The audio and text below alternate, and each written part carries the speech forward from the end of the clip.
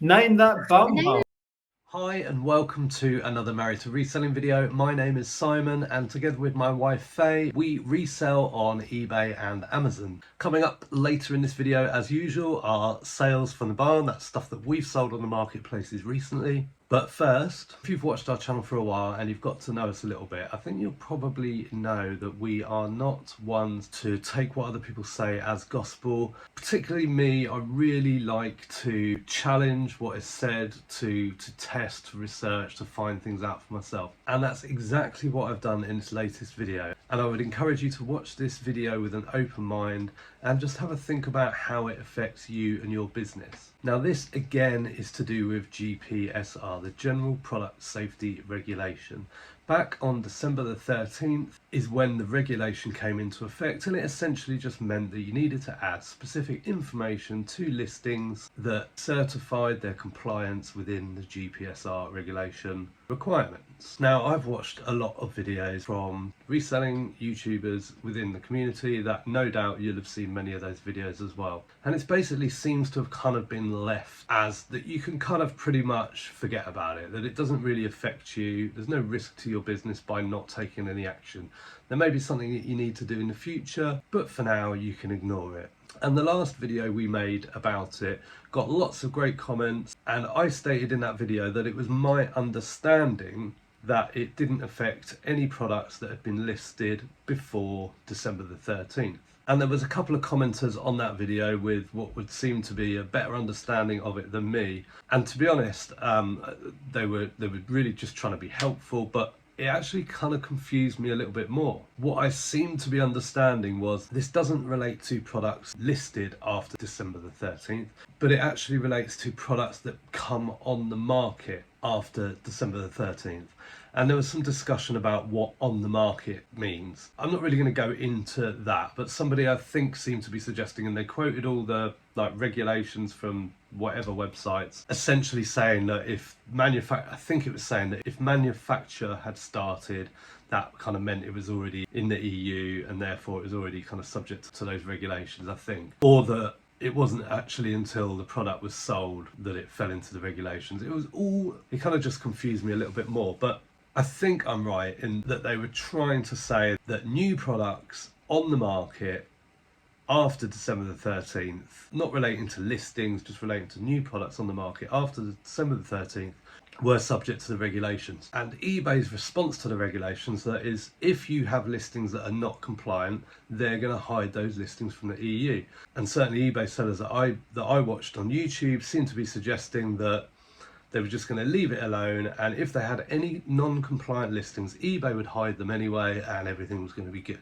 And I started thinking about that, and one thing I thought, and one thing that a lot of sellers in the comments stated, was that they were going to switch off Northern Ireland and the EU because they didn't trust eBay to hide the listing. People said things along the lines with they can't trust eBay with an estimated delivery date, so how can they trust eBay with this? And the consequences of being non-compliant are quite serious. It's a €5,000 fine and God knows what else, and whether that's per product, who knows. So on the basis that it appeared that what people were saying was that brand new products that had never existed before were subject to the regulations, I thought, okay, well, I'm going to create a brand new product. I'm going to create a product that has never been on the market before. I'm not going to fill out any of the GPSR regulation requirements, and I'm going to see if eBay hides my listing.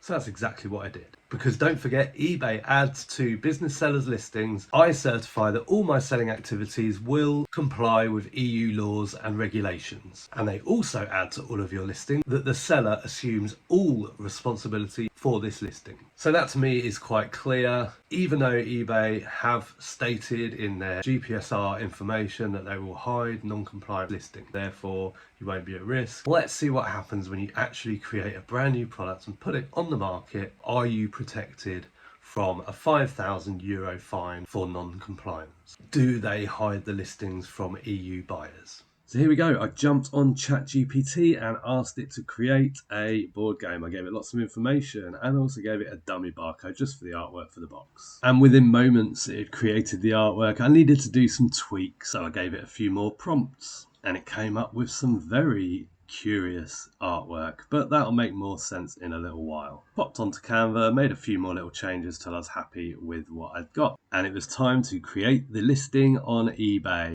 And the board game is called Whose Perineum Is It? And in case you're wondering where the inspiration for this game came from, it was from a game that we sent to Nick and Andrea for their 10th anniversary on YouTube. Name that bum. And rumour has it that they play this whenever they have a reseller meetup, and they've played it so much that they've had to start creating their own cards on their iPhones. On with the listing. I thought I'd ask AI to create the description. Whose Perineum Is It? By M2R is a skillful and entertaining family, party and memory game with a unique theme centred around perineum. The game features various rounds such as Spot the Difference, a Top Trumps inspired round with sexy world leaders, and a special Greg Wallace cancellation round, and a solo scratch and sniff round. It also includes a bonus making of DVD, perfect for resale at charity shops or car boot sales. Now here comes the important bit for this video, and that is the GSPR. So this is the section where you would add in all the safety stuff for the GSPR regulations. I'm obviously not going to add any in, because I'm trying to find out what eBay does when I list a brand new product that's never been in the market before after December the 13th. Will eBay allow this for sale in the EU? So one day later, and I've changed my location to France. I think I put myself at the Eiffel Tower, and you can see there that it's quoting me for shipping to France, and just going to add in my address in France, Jean-Pierre. Couldn't think of a surname, so I went for a day of the week. Just fill all this in. Eiffel Tower, there we go. And France. That's it. Address in and confirmed. And there's the confirmation of the shipping charges to France. And it's going to let me place my order. I stopped at this point. So I left it on sale for almost 2 weeks. 13 days later, I came back. I did exactly the same. Changed my location to France. Entered a French shipping address. And everything was going to go ahead just as before. There's the French address. So just as before, I was able to search it up, buy it, have it sent to France, a country in the EU that eBay says they will hide if you have non-compliant GPSR products. They say that they will hide those products from search. So there we go. Please comment, what do you think of that? It was a little bit of fun doing that, but there is absolutely no reason why their listings should not have been hidden. So it is my finding that eBay are not hiding non-compliant listings. Now, at the moment, I'm not going to change anything. You know, we mainly sell sort of vintage, antique. Nothing that we're selling at the moment is new to the market since December the 13th.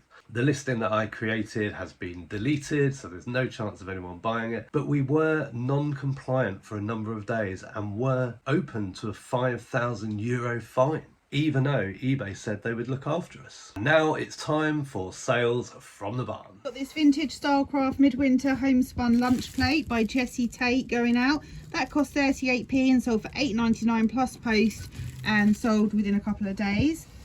Then we've got this vintage cat art print mounted framed. That cost 64p, sold within 2 months for £22.49.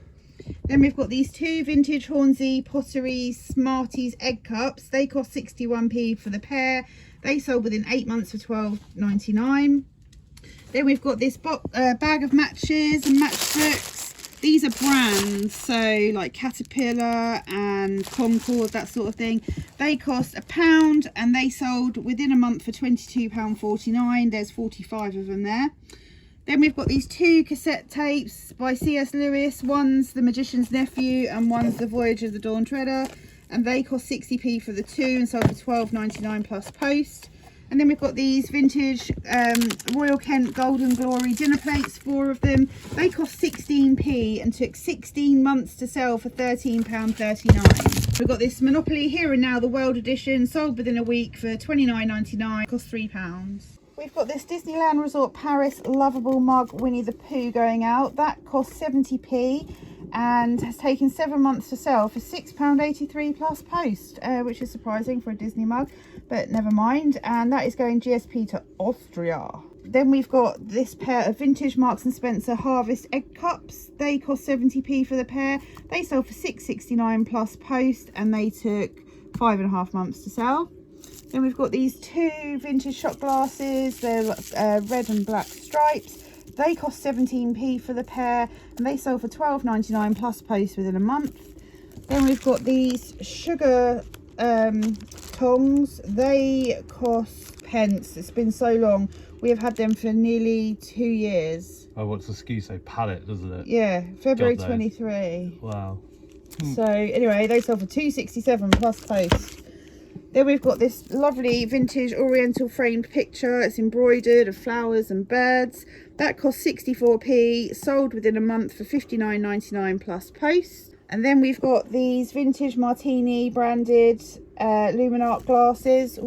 They cost 70p for the 4, and they sold for £31 in 2 months. A few things sold whilst packing. So this is a Port Merion Botanic Garden dinner plate. This cost 17 pence out of one of Faye's auction hauls and sold for £16.49 in a couple of weeks. These are vintage TG green polka dot teacup and small condiment pot from the 30s. They sold for £19.99.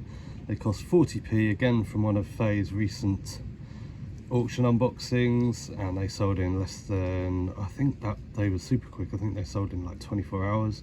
And this serving platter sold for 20, oh, zoom out, there we go, 20.34 all in. It's 48 centimeters. It's a vintage earthenware, very large serving platter. I don't think it's branded. It's got like a pattern in the middle, which you can just about see through the plastic.